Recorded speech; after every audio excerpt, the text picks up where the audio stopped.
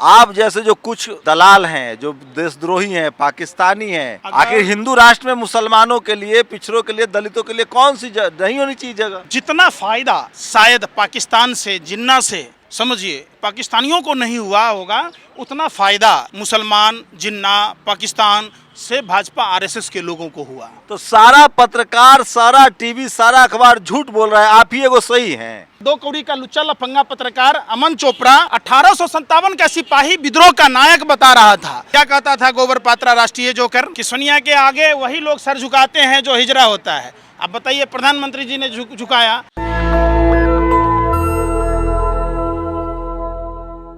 मेरे साथ हैं देश के कट्टर हिंदू पंकज श्रीवास्तव, जिनको लोग तिलकधारी के नाम से भी जानते हैं, लेकिन मैं इनसे बात करता हूं क्योंकि ये वो शख्स हैं जो इस देश के टीवी, अखबार और सरकार को सरेआम चैलेंज करते हैं और इनके पास लॉजिक है। मैं अभी भी कह रहा हूं, इस देश के किसी टेलीविज़न, अखबार में अगर ताकत है, बीजेपी के किसी भी प्रवक्ता में वो ताकत है, तो पंकज श्रीवास्तव की बातों का जवाब दे।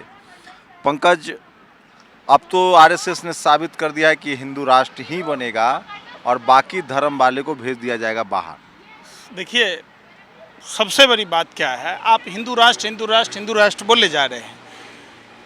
हिंदू धर्म है क्या? धर्म कहता क्या है? धर्म का उद्देश्य क्या है? ये बता दीजिए। जिस हिसाब से आरएसएस मतलब रॉयल सीक्रेट सर्विस, गोरे अंग्रेजों का दलाल और मुखबिरों की टोली को आरएसएस कहते हैं। अंग्रेजों ने 1925 में हेडगेवार के नेतृत्व में आरएसएस जैसी संस्था का निर्माण इसलिए किया कि देश को आज़ादी से रोका जा सके। कौन है सावरकर? आप बताइए, कौन है?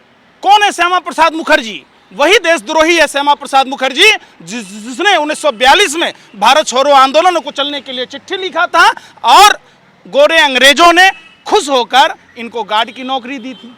आप कह रहे हैं कि हिंदू राष्ट्र, हिंदू राष्ट्र, हिंदू सावरकर तो काला पानी की सजा काट रहे थे, महान थे। हैं और कुछ बोलना है? सावरकर 1883 में जन्म हुआ। आप भी अमन चोपड़ा की तरह 2 कौड़ी का लुच्चा लफंगा पत्रकार अमन चोपड़ा 1857 का सिपाही विद्रोह का नायक बता रहा था। उसको यह भी नहीं पता था कि सुभद्रा के गर्भ में अभिमन्यु था, तो चक्रव्यूह के बारे में जानकारी लिया। 26 साल 18 दिन पहले सावरकर न गर्भ में था, न कोई उसका नामो निशान था, तो नायक कैसे हो गया? समझिए, अभी जो देश में चल रहा है, मीडिया का एक बड़ा तबका दलाली करने में लगा है, सरकार को खुश करने में लगा है, कुछ भी बोल देता है। अमन चोपड़ा देश का सबसे बड़ा राष्ट्रवादी पत्रकार है। जो जितना लुच्चा है उतना उच्चा है। राष्ट्रवादी किससे कहते हैं बताइए आप? जो बीजेपी आरएसएस का समर्थक है वही राष्ट्रवाद है। अच्छा, ये देश क्या उनके बाप दादा दहेज में लेके आए थे? अरे हमारे बाप दादाओं ने देश की आज़ादी की लड़ाई लड़ी थी।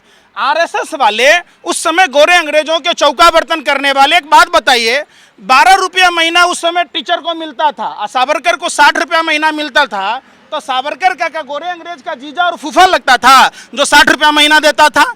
जहां एक शिक्षक को 12 रुपया महीना वेतन दिया जाता था, सावरकर को 60 रुपया महीना दिया जाता था। आखिर क्यों?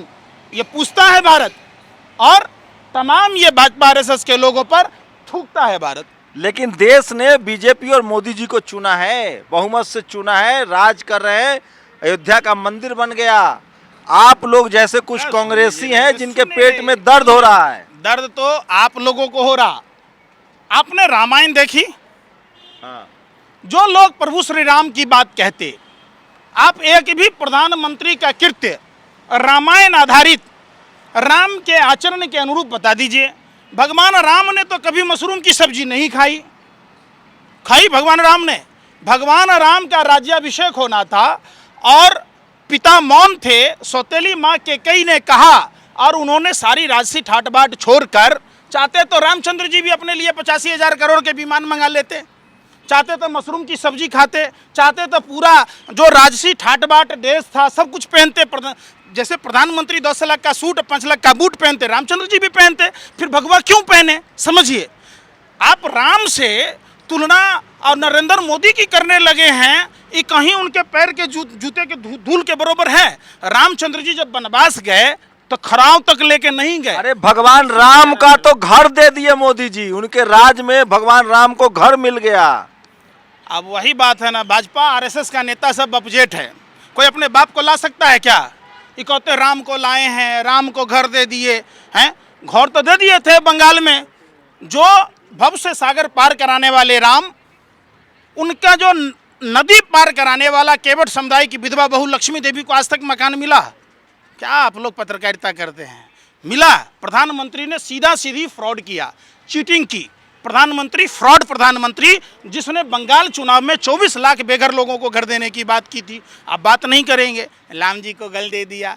जो प्रभु श्री राम और कृष्ण पूरी दुनिया चलाते हैं, पूरा कायनात के मालिक हैं, आप उनको घर दे दीजिएगा, उन्हीं को आप ले आइएगा। तो ये मतलब राम और रावण की राशि एक थी। रामायण यही सिखाता है कि रामायण में जो मोदी योगी की आलोचना करे वो देशद्रोही, वो राष्ट्रद्रोही। बिल्कुल, आप भी रावण कौरव और कंस के लोग हैं। वो लोग भी ऐसा ही कहता था, वो लोग भी ऐसा ही कहता था। जो रावण कौरव और कंस की बात नहीं मानता वो देशद्रोही था।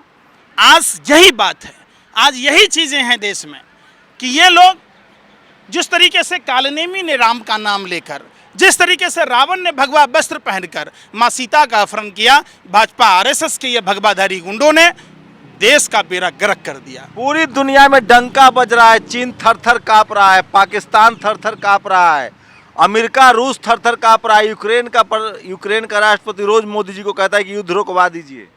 अब बुलेट ट्रेन का सपना दिखा के साधारण ट्रेन चलाने की औकात नहीं आपको नहीं दिखाई दे रहा दिखाई दे रहा। अरे बिजली की बात करके कितना 72,074 मेगावाट बिजली जो उत्पादन होता है वो प्लांट बंद हैं। 173 में 106 पावर प्लांटों में 25% से भी कम कोयला है। तो आप नहीं देख रहे क्यों? चूँकि गोवलकर का सिद्धांत, गोवलकर ने कहा था कि गोवलकर का सिद्धांत कहता है वी आर आवर नेशनहुड में 95% लोगों को गरीब बनाना, 5% लोगों के हाथ में सत्ता का केंद्रीकरण देना। ये लोग जानबूझकर पावर सेक्टर को क्लैप्स कर रहे हैं ताकि अडानी को सौंप दिया जाए। ये किया गया कि हिंदू जागते रहे, एसी में सो न जाए। हिंदू को जागना है, भगवा देश बनाना है, हिंदू राष्ट्र बनाना है, इसलिए बिजली काटी जा रही है कि रात भर हिंदू जागता रहे। गोबर को च्यवनप्राश समझ के खाने वाले लोगों को क्या कहा जा सकता है? लगता है आपको भी आदत पड़ गया इस सरकार में कि आप भी गोबर में अगर ड्राई फ्रूट डालिएगा, शक्कर डालिएगा, घी डालिएगा, मावा डालिएगा, गोबर का हलवा बनेगा। गोबर तो गोबर ही होगा। तो भाजपा में तमाम जो लोग हैं, जो हराम का खाता है वो भाजपा का गुण गाता है। क्या कहता था गोबर पात्रा राष्ट्रीय जोकर कि सोनिया के आगे वही लोग सर झुकाते हैं जो हिजरा होता है। अब बताइए, प्रधानमंत्री जी ने झुकाया, उस बेशरम को इतना भी शर्म नहीं था कि आईटीडीसी में चेयरमैन बनाया जिस मोदी जी ने, जिसने ओएनजीसी में उनको स्वतंत्र डायरेक्टर बनाया, उसके बारे में ऐसा बोल दिया। हम तो जब से देखा आज तक चैनल पर उनके डिबेट में बहुत हंसी आई कि ये तो किसी का नहीं है। ये लोग तो सारा पत्रकार, सारा टीवी, सारा अखबार झूठ बोल रहा है, आप ही एगो सही हैं। देखिए, भारत के मीडिया के जो भी लोग हैं, एक बात बताइए, आप यूक्रेन पहुंच जाते हैं, आप रसिया का डॉल्फिन वाला बम देख लेते हैं, आपको नहीं दिख रहा है कि देश तोड़ने वाले कौन लोग हैं? आपको रसिया जो डॉल्फिन सेना तैयार किया है वो आपको दिखता है। 3 तरफ से रसिया ने घेर लिया, वो दिखता है। कितना पनडुब्बी है, कितना थल सेना है, सब कुछ दिख जाता है। तो ये लोग कौन लोग हैं? नफरती लोग जो अपने ही देश को गर्त में ढकेल रहा है, ये नहीं दिख रहा है। वो सैटेलाइट फुटेज नहीं बताता है।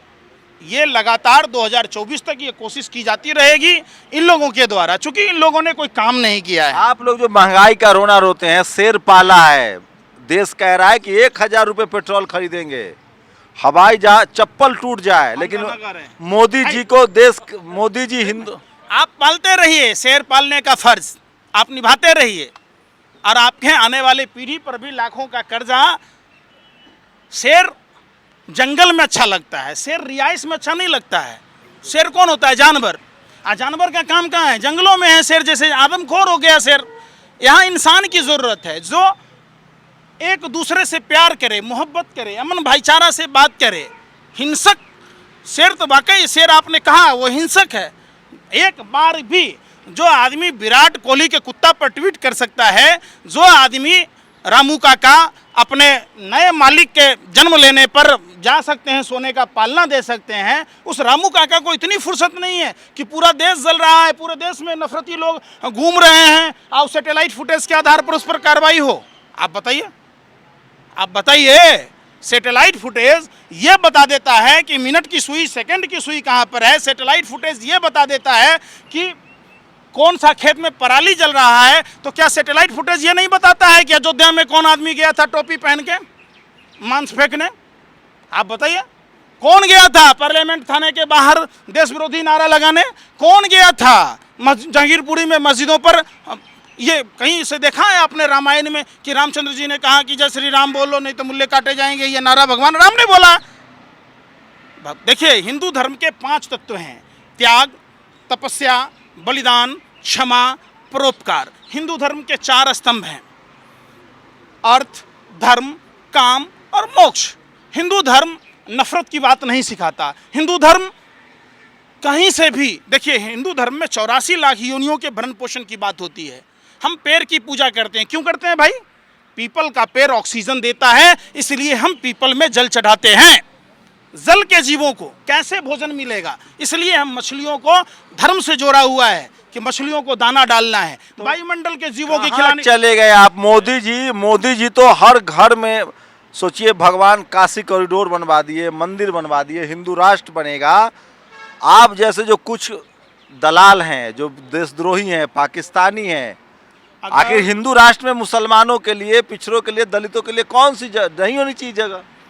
जितना फायदा शायद पाकिस्तान से, जिन्ना से, समझिए पाकिस्तानियों को नहीं हुआ होगा, उतना फायदा मुसलमान, जिन्ना, पाकिस्तान से भाजपा आरएसएस के लोगों को हुआ। नेशनल दस्तक की आपसे गुजारिश है कि अगर इसको बचाना चाहते हैं तो नेशनल दस्तक को सब्सक्राइब करने के लिए रेड कलर के सब्सक्राइब बटन को दबाएं, फिर बेल आइकन की घंटी दबाएं। नेशनल दस्तक को बचाने के लिए बहुत जरूरी है कि हर खबर को शेयर करें, लाइक करें, कमेंट जरूर करें।